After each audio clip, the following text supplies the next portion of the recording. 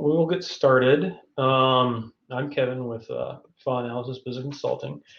Work a lot with small businesses, startups alike, to really just help build good foundational lean thinking processes for companies that,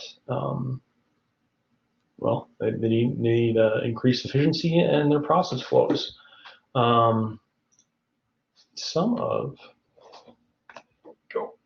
Just a quick rundown. There's some of the stuff that we cover from accounting, IT, and operations, really focusing on the three foundation footholds of a business. If you got good in-tune accounting procedures, IT interaction, and operation procedures, it really can help drive your business. These are some of the things that we focus on. But here's the meat and the bones of what we're going to talk about today. Talk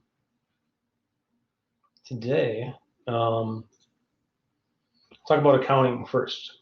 So, top 5, bottom 5 most profitable customers and why. Why would we want to know that? What does that do for us? Well, a lot of times, if a company doesn't know these, it's hard to identify and focus on what really can zero in on your business and what it is. Knowing your top 5 customers, whether it's from revenue or profit, you really know how much resources you then need to allocate towards them. Same can be said for the 5 least profitable. A lot of companies I've worked with, it's been hard for them to identify that because they just kind of get business and it's just kind of been the way it is, and they can't really navigate either a process or tailor different goods and services towards them, a particular maybe more profitable customer than from those that maybe are the least profitable. So really getting to know those top 5, bottom 5, or at least getting to identify and get a decent picture of who and what they are can really help drive your business into a lot of good areas, such as like, and how can we help identify that top and bottom element of it? Well, what does that look like? And to do that, you kind of can come into the margin cost, customer transactions. How much does it help you? What does the margin cost mean? Well, to help you ID and to scale is kind of the true cash flow. So what is that? How much profit are we able to take off of that particular transaction or to that interaction? So helping identify a margin cost can lead to that, but what's going to help lead to that is your unit cost. Well, what's the unit cost, per service? It's what's costing you out the door to produce that item. I'm probably going to use a lot of cupcake examples. One of my recent customers was a bakery, and she was actually going to help me present today and kind of give some real applicable experience in using some of these tools. Unfortunately, she wasn't able to join us. But a good example of unit cost, for example, would be the cupcake. Okay, so they're in the baking business, and their business is cupcakes and baked goods, etc. Well, before we sat down, kind of went over some of this stuff. It was just, we're going to bake it, and whatever sells. Okay, well that's good. I mean, it got them to open up 2 stores, and it got them, it keeps them afloat. But not really knowing that business intelligence side of the thing, is saying, well, okay, what are we making? How much do we make? Really bring it down to that unit cost level. So what we did is we timed out, and from start of baking to icing to everything in between, how much time does it take to produce one cupcake? And we came down and came up with a unit cost for them. And knowing that unit cost, they could then say, okay, it's going to cost us, can't give exact details, but it was about 60 cents, we'll say, per cupcake. And if you can sell it for $3, it gives you just a whole wide variety of different options to then market and to sell. Another good example, just in general, when you're out there shopping around for like at the grocery store, unit cost. I don't know how many of you are diligent enough shoppers. You go to like a Byerly's or a Cub or something. Target, those rascals get away with it because they're retail, but you can go to like a Lund's or a Byerly's or a Cub, and you look at the price like on a box of cereal, and it'll say 30 cents per ounce. You got to look in the fine print, but that's unit cost. So that for you, the shopper, you can say, well, okay, that's this box of Oreos versus that box of Oreo or Cheerios, and say, okay, this is 37 cents and this one's 30 cents. Well, then you just buy the unit cost one that's 30 cents going to be cheaper, even though the dollar price might be different. So think from the business side of things, if you're building a product and you're generating something, knowing that true unit cost, you can say, well, all right, this is how much this is going to cost us to produce, which then we can say, okay, here's how much margin we can add to that unit based on what the market allows, et cetera. And then we can scale that. So then that all kind of ties into where we can go with our top 5 by 5 customers. Maybe we create a cookie dough cupcake because our top 5 customers really, or one of the top 5 customers really like that. And that's top 5 customers doesn't mean necessarily an individual as much as is maybe just a demographic or an industry or what have you. Broken down to many different things. So that just kind of gives you the idea from the accounting side of things, kind of what the unit cost, margin cost might be. Operations, let's talk about that for a minute. How long it takes to produce, supply your product or service, and know how profitable it is. Well, when you just talk about margin cost, unit cost, those tie into unit cost and margin costs. But then the costs can help guide you through the supply chain. Like, okay, examples, how many cupcakes do I make, for example? Like, do I need 10 cupcakes for today, or do I need 15, 20, 30 cupcakes for the day? If again, I know kind of tying all those 3 accounting things, bringing down to the operation side, you can say, okay, this ties together. It can help us guide our product supply. Like, how much it costs to produce this cupcake, it's 30 cents versus this one costs us 50 cents. And we can adjust accordingly. We've tracked some data of how our volume is. So really honing in on that supply and how much we need to have. Another big thing with operations, and I would say especially today in any applicable business, from startup to seasoned businesses that have been out there forever. I've worked with many customers that are in the process of retiring and transition plans. So you have transferable documentation for staffing changes. And now with COVID, if people are at home or transitioning to a different job or retiring or they're going to a promotion, what sort of documentation do you have? Because this is all going to tie together with the lean thinking, lean process, creating processes, checklists, etc., to really make sure that you have documentation to help navigate your business line.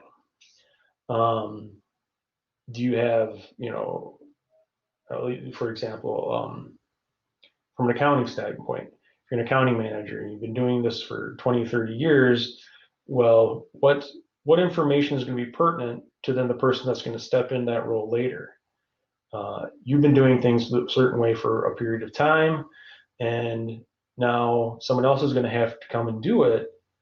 What sort of transferable documentations do you have? Starting with what did you do today, this week, this month, from the accounting side of things, like you're going to have reporting. Really notating these things as you go along is going to be really important to help your business be sustainable in what it's doing, and also turnover, and really identifying what people in the organization do and how and what they do can really help, because then it can help cross-train it depending on what you're doing as well. And to the next point is if If you aren't there, the next day or for whatever reason, will things run smooth as silk? How is that going to happen?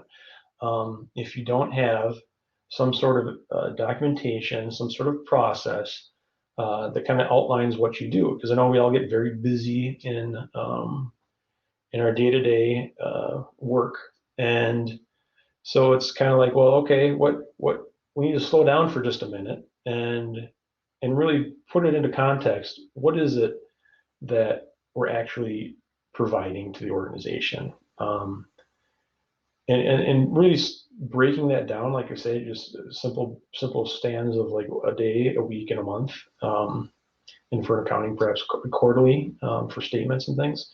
Really getting to understand that is going to help you be more efficient at what you're doing, but then also going to help the organization um, as you go on exactly what it is that you're benefiting the organization and yourself with as you work.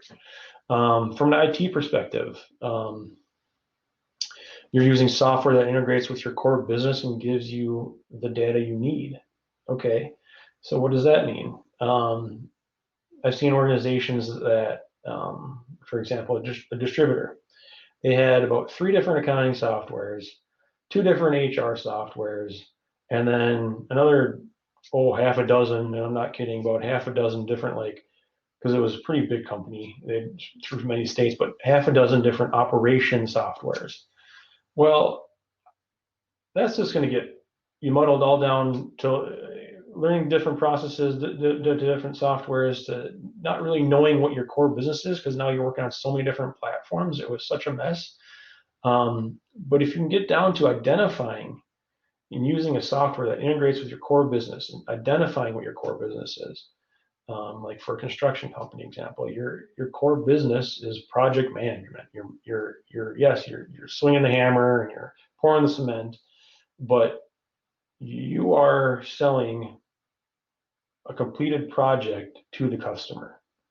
There's a lot of different moving parts in between, but ultimately you are selling them project management. So your core would be project management. So you want to focus in on what's a good project management software and then build that organization around that. Make sure that you have very detailed information on how to run a project, how you can date a project, you can time out all sorts of different things from the project.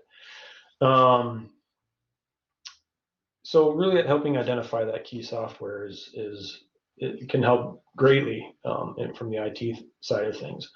You have full understanding of what your functions for the software and use. So like, that's another thing. People will go out and I know it's a startup week and a lot of people are interested in tech, and there's probably 15 billion different ways to do something new with tech, and lots of sales people out there to sell you all sorts of new fun tech things. But what do they have to do with your business, especially your core business? And some of it's really great and some of it's really fantastic stuff. But once you buy into a software, make sure you know how to use all the functionality of that software. Again, businesses I've worked with, like say that in a construction company, the purpose is project management, but they get it for 1 or 2 different things. Maybe it's just import documents or to see a plan, but there's a list of 100 other things that go along with it. And so really picking not only the 2 that you really like, but really identifying what the other 100 things are that the software does and utilizing that. So really having a good understanding of the functions of the software that you have. You have easy access to all your business information for when a disaster happens. That's another good thing. Kind of helping build these 3 pillars foundational success is, what's going to happen when we got all this stuff. We've got our customers identified, our costs figured out. We've got all the great operation product supplies. We've got good transferable documentation. We've got the perfect software, and we know how to use all 100 things. But then disaster strikes, whether the building blows up or get hacked or who knows. all that information could be compromised. What is your backup and contingency plans for these things? What type of access do you have to make sure that the continuity of the business can run if something bad were to happen? I'll use the bakery for an example. This wasn't even necessarily IT, even though it was full usage of a technology, which is basically a very advanced oven, but it was their one and only oven.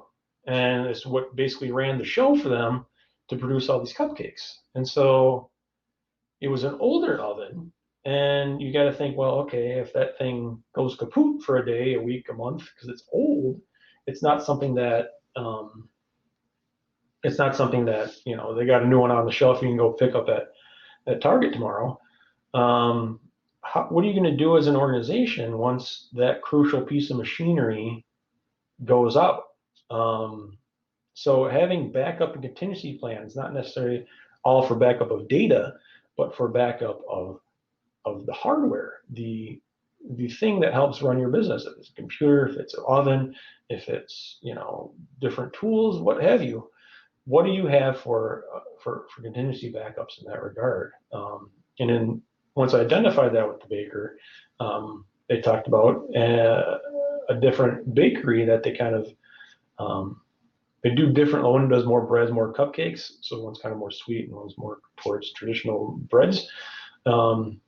Is an opportunity to kind of like help each other out in such a situation. So just kind of talking about that within your peer groups, whatever the business or startup might be, you know, make sure that you do have a fallback for something crucial like that.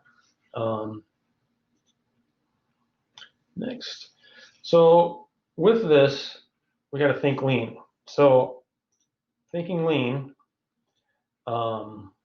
starts with speed. Okay, so we're going to remove non-value added processes and steps. So once we kind of get to identifying some of these things, we need to remove the non-value added process steps. What might that be? So time, for example, is pretty much the X factor here. I'll use the example of a bank. This still is very applicable to a lot of businesses, especially small businesses out there. When you're doing cash transactions, still, they'll go to the bank. And so you think about, okay, it takes me 10 minutes to drive to the bank. Okay, I get to the bank, it takes me 5 minutes to wait in line. Okay, I've already got my deposit and everything filled out. I did that back at the office. I step up to the teller and I go, here's my money, deposit into this account, 1 minute. Now it's 10 minutes to drive back to the office. Well, I just got 25 minutes worth of wasted time there through a process of I had to basically drop off money and deposit into my account. And, you know, there's a lot of different technologies, especially with fintech coming on, that can help definitely in that regard, for an example. But that is just one of many examples of this non-value added time in a process. So thinking of what's in our process that that's adding time but not adding the value.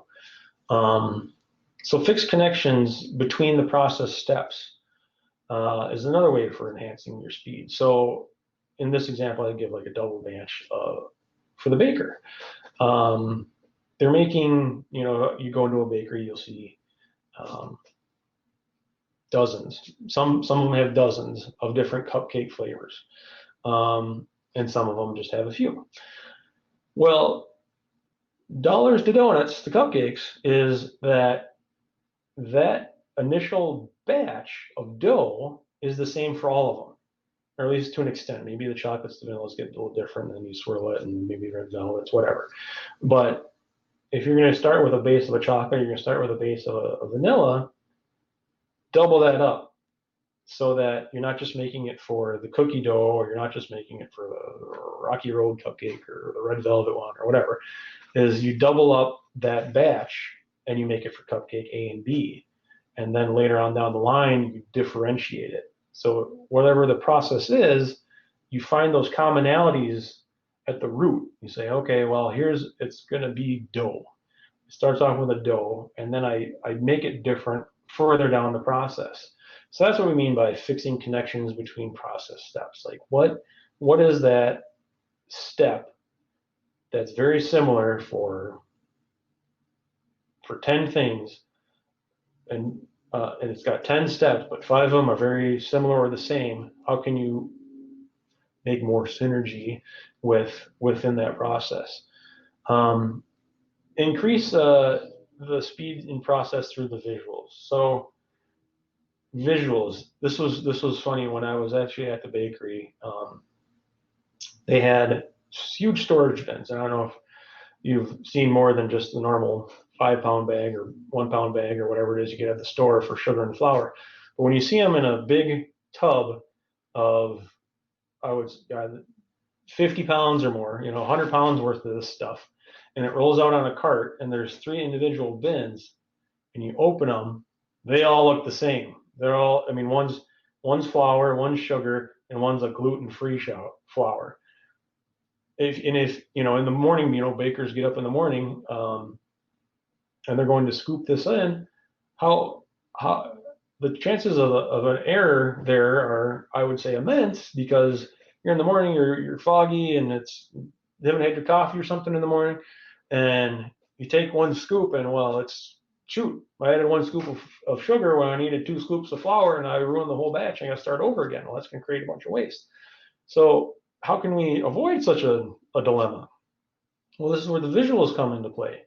Um, um, if you look at and color code them, so one's green, one's yellow, one's blue, those very simple cues, because it's something that's all very much the same. You make the whole bin, or you make the lid, or you do whatever. You make them all very different and distinct, so that when you go to look at the recipe, it's got a big blue sign next to it. It says blue is for regular old flour, and you take that and you utilize that. And so that's just another good way to increase speed through visuals. But there's many others. And it's just, how can I make a visual looking workspace? And it all comes down to then removing waste. So time, costs, out of process waste leads us down to rework, right? So with waste, there's rework. And how do we avoid rework? How do we avoid overproduction of something? Back to perhaps, following the baker and the recipe list. How do we make sure that everyone's reading and interpreting the same recipe? All these different things for rework, overproduction. Waiting is a huge waste indicator. When you're waiting on something, underutilizing people and employees. And like I say, I'm using a lot of these bakery analogies. But for example, if you've got someone up front working the counter, and they're just kind of waiting on the customer, for example, to show up and run the register, well, you're inevitably going to have ebbs and flows throughout the day. Having that employee being able to do something else. Maybe they're not a master baker, but chances are they could mix some dough or do some of the original things, or do some testing or some quality checks behind as they're waiting. Again, just adding value to the employee's time and the organization's time.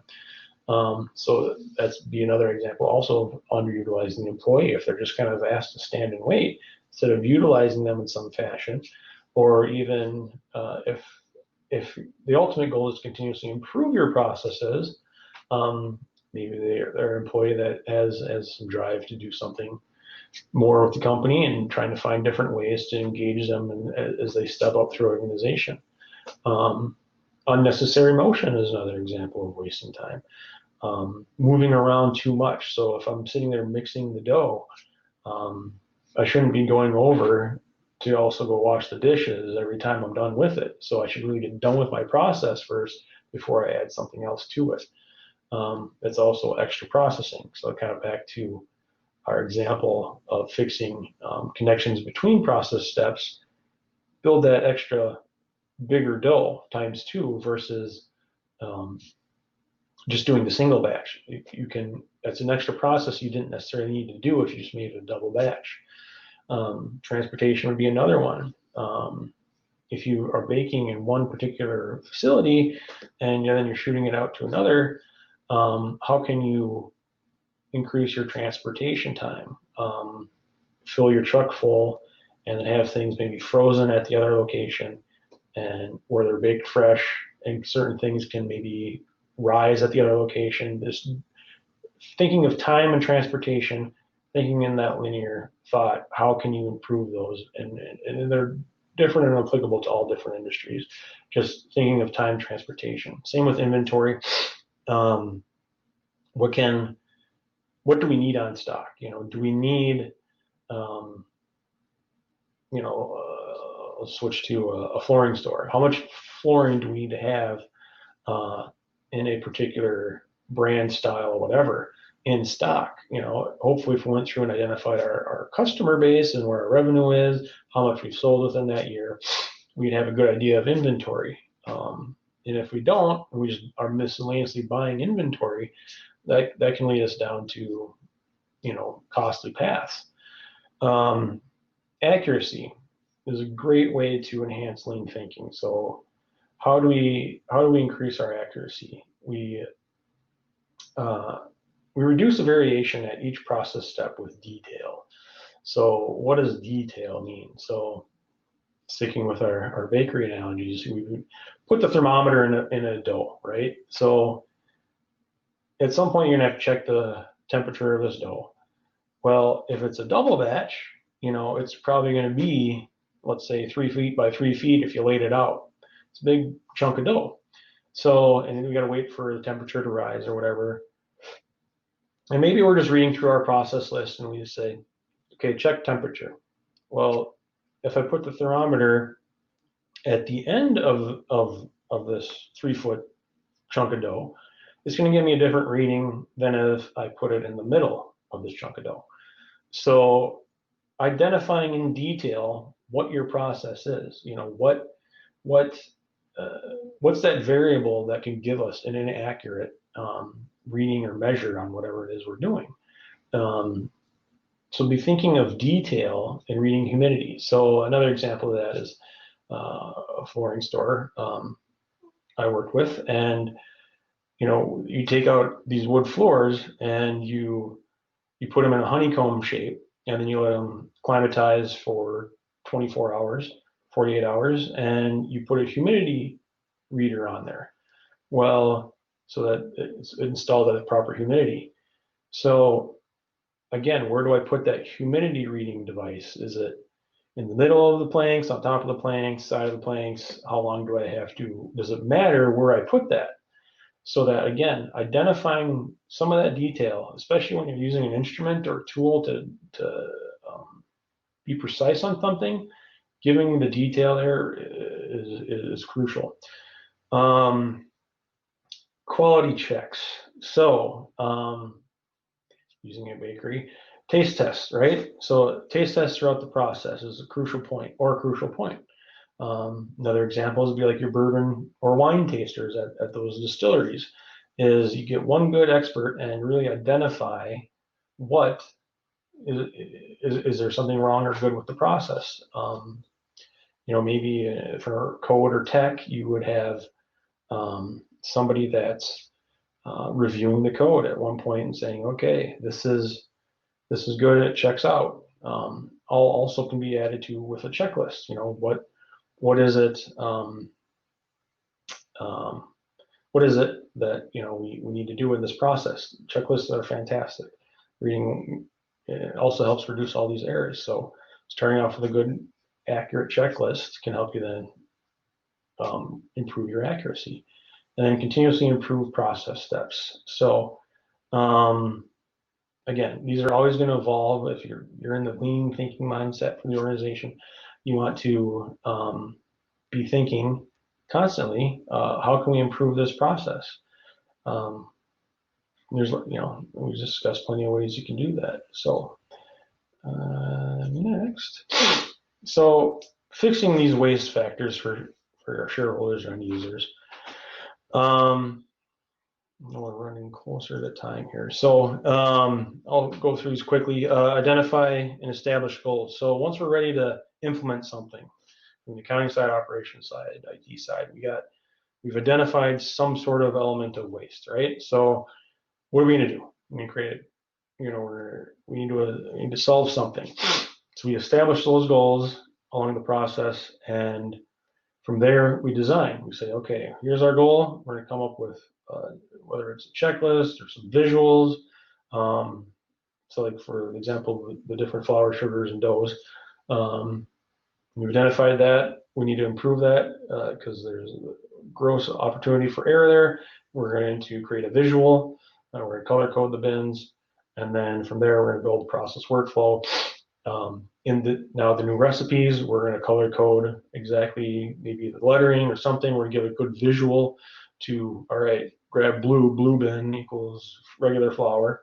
So we'll build that process flow, and then we'll deploy it. We'll communicate, everyone, hey, this is going to be the new change, and we'll align back to what our original goal is. Make sure that it's, again, being followed. Then we'll validate using metrics. So if in the dough situation, we would just validate, yes, I did grab it from the green, I did grab it from the blue, etc.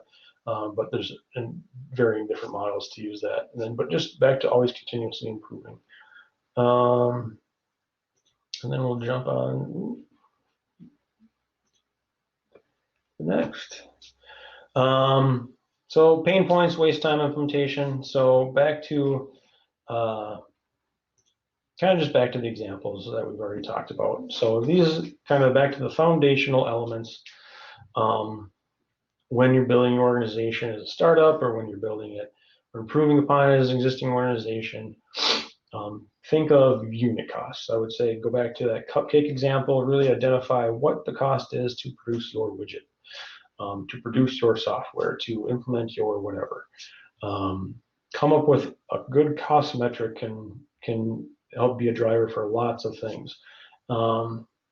Project costs with margin reporting. So again, if you're a construction company, knowing how much your project margin is once you've built the building and you've added all the time and the labor and cost of materials, or identifying margins and identify a margin for a project. So, next time, boy, doing that type of project just wasn't as profitable as doing these types of projects. Maybe we should do schools versus apartment buildings. IT, for example, we didn't touch on, but time tracking software and onboarding. So that was another thing where if you were with a construction company, time tracking was a huge thing from HR and accounting side of things, just getting people to track time and materials, implementing a new time tracking software. So the problem was time. It's hard to track. It was hard to identify, hard to put into what it was spent on.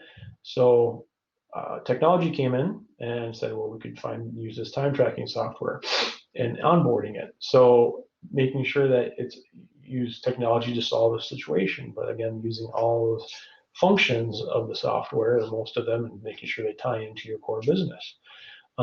User guides with integration support. So another thing that's just back to being able to utilize all that software is make sure you have user guides for any sort of software that you do have. So people can understand it, but quick and visuals. No one wants to read manuals that are 300 pages long. So quick user guide references. Operations, customer interaction, process checklists. So again, back to the checklist. Operations also is visual operation workflow visualization with the bins. So all these again, as cliche as it can be, saves time and money, right?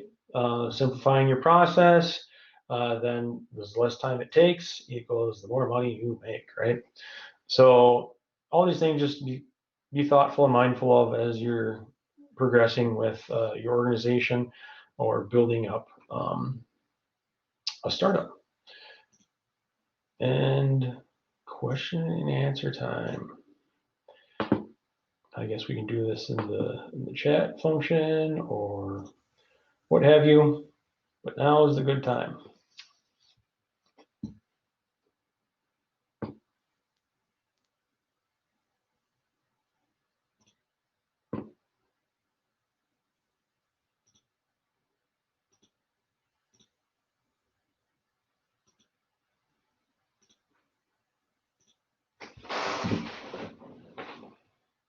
Okay. Good. All right.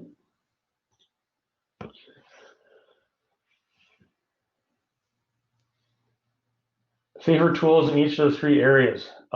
Thanks, Matt. I would say in each area, it's operations. I would say anything you can do from a visual standpoint.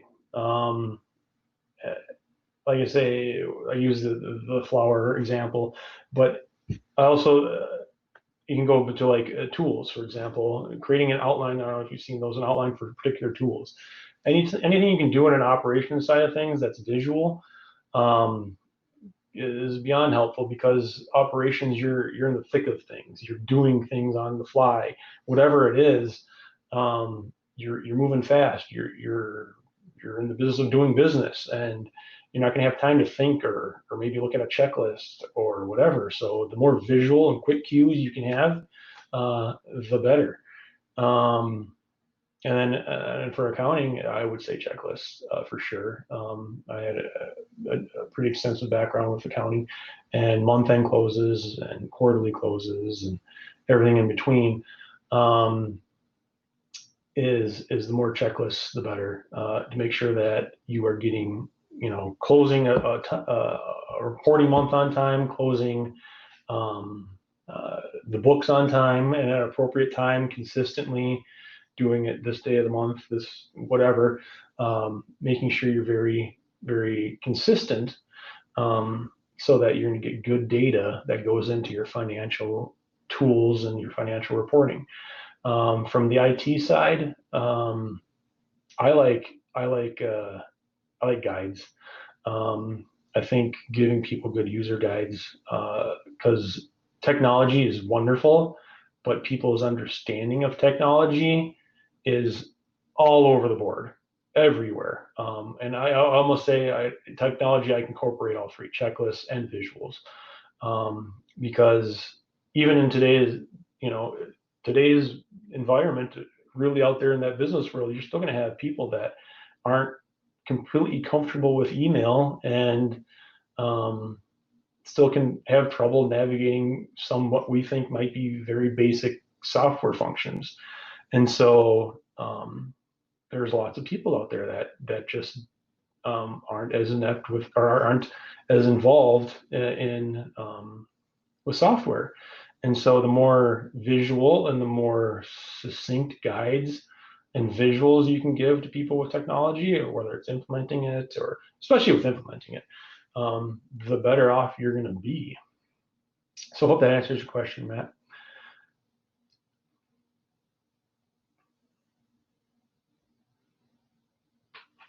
Good. Good deal. Any others?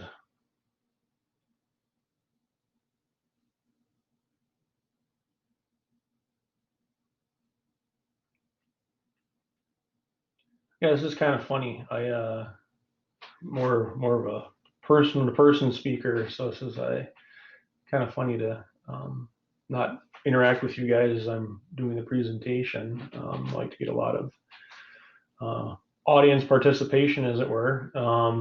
But yeah, the parlance of our time.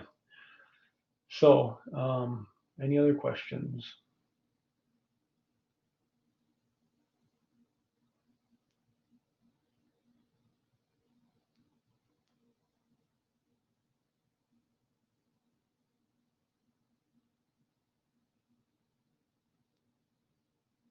Okay,